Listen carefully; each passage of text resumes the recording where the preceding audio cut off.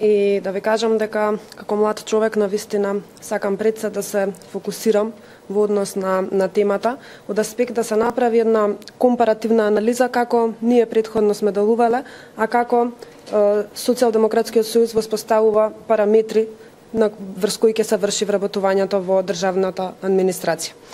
ВМРО-ДПМН при изборот на кадрите се трудеше да ги избере најквалитетните и најквалификуваните кадри кои согласно своето образование и искуство ќе го дадат својот придонес на конкретната позиција. Од другата страна го гледаме токму спротивното и гледаме дека на челни позиции, а и на позиции кои што се навистина одговорни и високи во државната администрација, се поставени партиски одработувачи од предизборието. Сметам дека станува збор за еден класичен дисбаланс на она што претходно беше воспоставено и на она што сега се воспоставува. Она што е особено загрижувачки за мене, лично како млад човек, е тоа што не се поминати ниту 100 дена од формирањето на владата, а веќе ги гледаме нивните начини на делување. А токму тие во предизборието говореа дека станува збор за реформска влада. Ова што јас го гледам во моментот и ваквиот начин на партизација за мене е класична антиреформска влада. Од аспект на млад човек кој што својот напредок го гледа во Република Македонија, би кажала дека мерките кои што ние во минатото ги промовиравме како ВМРО-ДПМН се мерки кои што донесоа навистина позитивен и долгорочен ефект.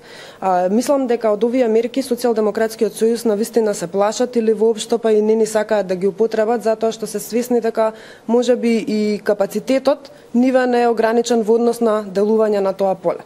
Еве како пример ќе посочам дека во програмата реално проектите за млади беа направени на еден многу интересен начин.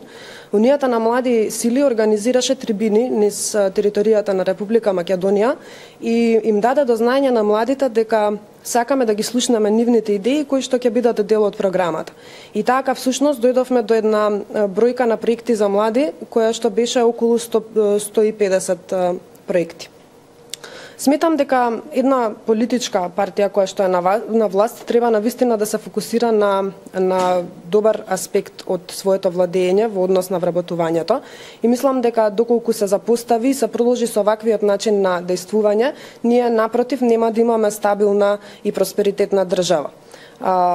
Исто така би посочила дека ВМРО-ДПМН со своите мерки се обидуваше да обезбеди квалитетно образование, преку кое ќе го подигне македонското образование во однос на европското. Се со цел младите луѓе да бидат поконкурентни на пазарот, како во нашата држава, така и во странство.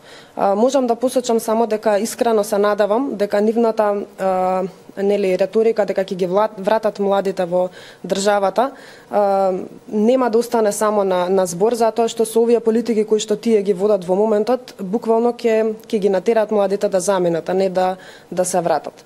И посочувам дека нивната департизација на државата од политиката всушност според мене во овој момент значела и класична и максимална партизација.